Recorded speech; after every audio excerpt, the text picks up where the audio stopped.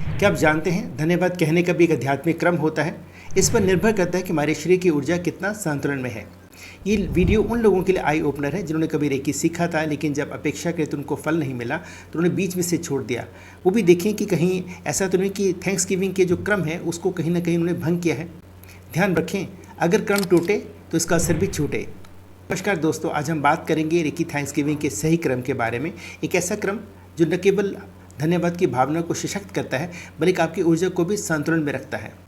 सबसे पहले बात करते हैं थैंक्स गिविंग के पहले क्रम की।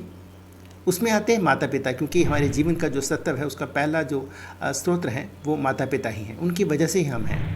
दूसरा, स्कूल के टीचर। हालांकि अगर किसी व्यक्ति ने पीएचडी करा है या हायर एजुकेशन ली है तो वहाँ भी जो हमारे टीचर जो प्रोफेसर है वो भी बड़े इंपॉर्टेंट हैं। लेकिन स्कूल के टीचर चूँकि बच्चा कच्ची मिट्टी की तरह होता है, कच्ची मिट्टी को मोल्ड करने का काम करते हैं, शेप देते हैं, इसलिए वो बड़े इंपॉर्टेंट हैं। आप रिलेट करेंगे कि हमें स्कूल के जो टीचर्स हैं उनके नाम याद होते हैं, जबकि कॉलेज के यूनिवर्सिटी के अगर कहीं निक नेम है वो या सर नेम उनके जो हैं वो हमें याद होते हैं, असली नाम उनके रियल नेम हमें याद नहीं होते। इसके बाद उस व्यक्ति को धन्यवाद जिसने हमें सबसे पहले रेकी से परिचित करवाया। अब कई बार लोग कहते हैं कि हमें कोई वेबसाइट से पता चला या कोई पर्सन जिन्होंने किसी कैंप में हमें बताया था उसका नाम हमें याद नहीं, कोई बात नहीं। आप किसी उस अननोन सोर्स को आप जो है वो थैंक्स करें, क्योंकि उसी से ही आप कन्विंस हुए कि आपको रेकी सीखना है। उसके बाद आपने रेकी टीचर को ढूंढा, रेकी सीखा, तो चौथा थैंक्स जो है वो रेकी टीचर को बनता है। और पांचवा, आपको स्वयं को भी थैंक्स करना। अब कई लोग इसका मजाक उड़ाते हैं कि खुद को भी थैंक्स करना है। बिल्कुल, क्योंकि आपने इन सब चीज़ों के प्रति एफर्ट करा, इस राह पर आप चले, तो आपको भी थैंक्स करना है, खुद का थैंक्स आपको करना है। आजकल कुछ लोग कहते हैं धन्यवाद ही तो करना है, किसी भी क्रम में करो, लेकिन ये जो सोच है वो आध्यात्मिक नियमों के विपरीत है। धन्यवाद देने का क्रम एक ऊर्जा चैनल की तरह है। अगर ये क्रम टूटता है तो कहीं ना कहीं जो इसका प्रभाव है वो भी कम होगा, और फिर आप कहेंगे कि भाई हमें रेकी सीखा था, हमें फल नहीं मिला।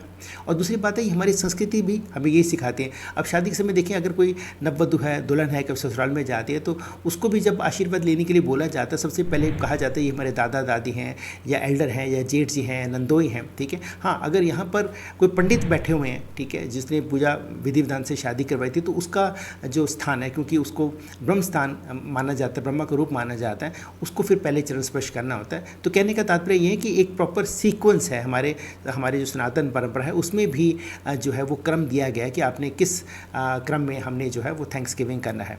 याद रखें, सही क्रम मतलब संतुलित ऊर्जा। देखिए, एक विज्ञान है और हर भावना, हर क्रम की अपनी एक दिशा होती है।